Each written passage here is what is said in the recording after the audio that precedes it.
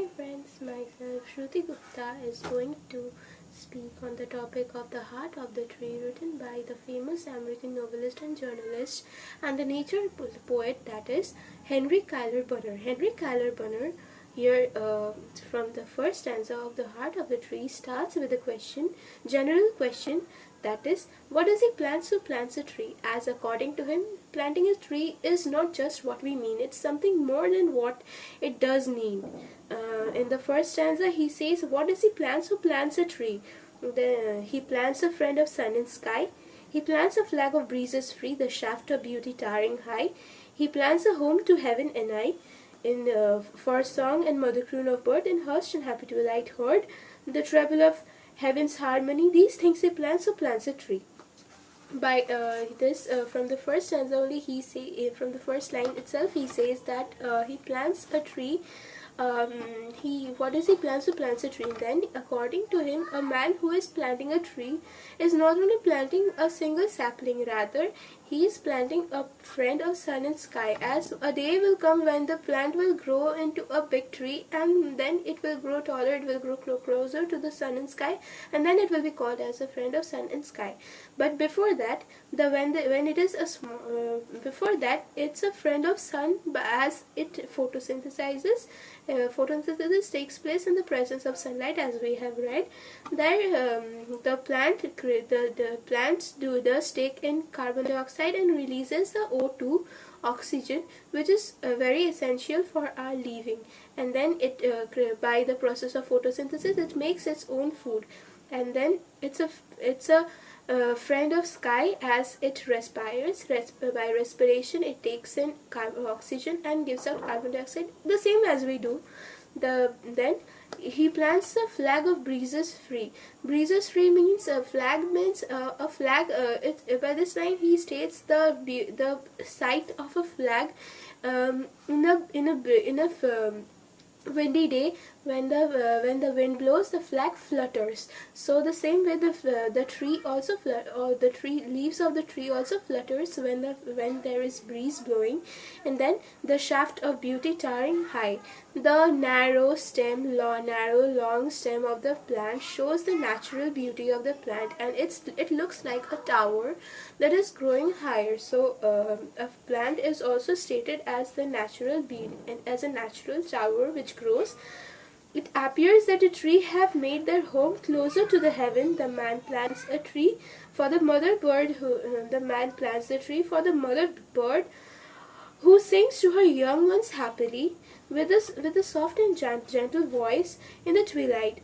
This is the meaning of the lines, that the shaft of beauty towering, and he plants a home to heaven and I, for the song and mother croon of bird in hushed and happy twilight heard. So it's the poet is saying here that the man who is planting a tree is also planting a home, is creating a home for the mother, where she will sit with her young ones, and she will sing in a very soft and gentle voice, and and by which her younger ones will become happy with this.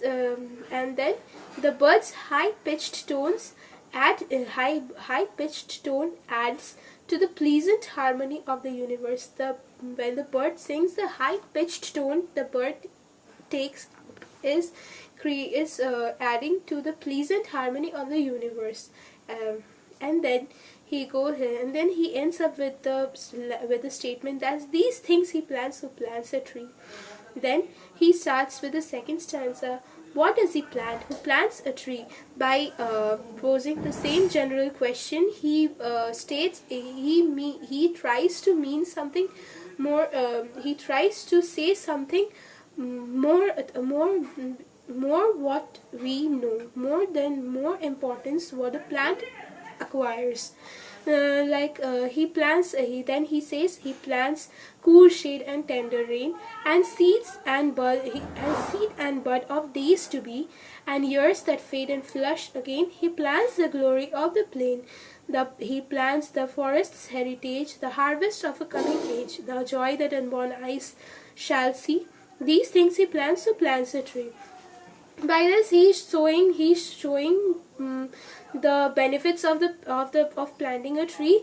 The plant in course of time will grow tall and will provide cool shade and tender rain, that is gentle rain, to the earth, to our mother earth, which will make the soil wet and give the essential water which it requires for the further purposes.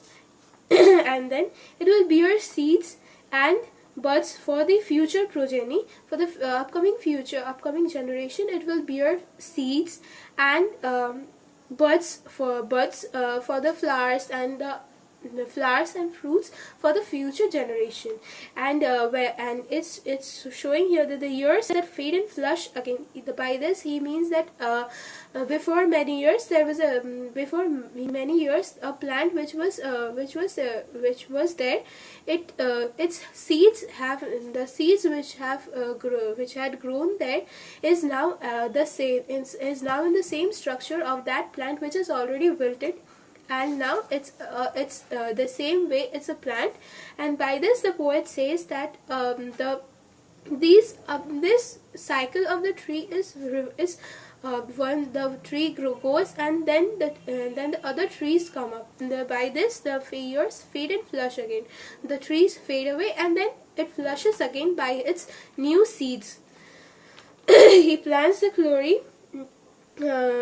He plants the glory of the plain, that is the beauty of the plain.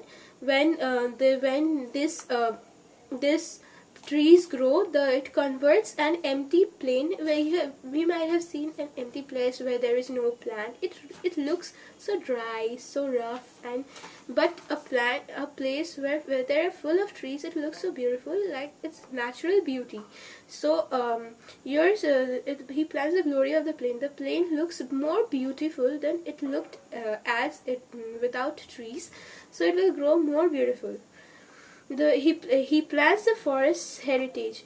By this line, the poet symbolizes the process of birth, death, and regeneration. In this way, the trees make the plains beautiful. The forest is inherited by man who plants a tree. It will provide crops to the future generations.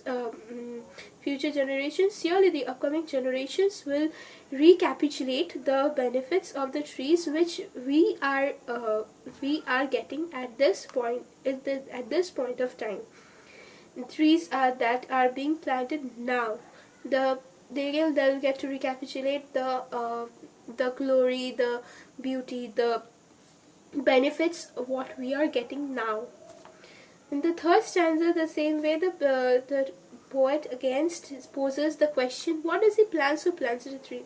This time, to create more interest, he states this general question. There he says, he plants in sap and leaf and wood, in love of home and loyalty, and Farkas thought of civic good. His blessings on the neighborhood, who in the hollow of his hands holds the growth of all our land, a nation's growth from sea to sea, stores in his hand who plants a tree. Here in the final stanza he becomes more philosophical, and now he says the benefit of the plant, where he is planting a tree not only for filling the nature, rather for the leaf, for the woods, for the sap, and other for the sap which might be medicinal for us. It will provide us medicines. Leaf also provides medicines, and other sometimes most of the plants we eat also, we eat the leaves also. And wood for our economical purposes, to make the wooden furnitures. And in the love of home and loyalty, he is concerned about the future of the earth. Here he plants a tree with a sense of loyalty. He becomes loyal to the earth, to our mother earth. After that he loves his family and the entire universe. He is shown as the man who is planting a tree is shown as a lover of the whole universe and his family.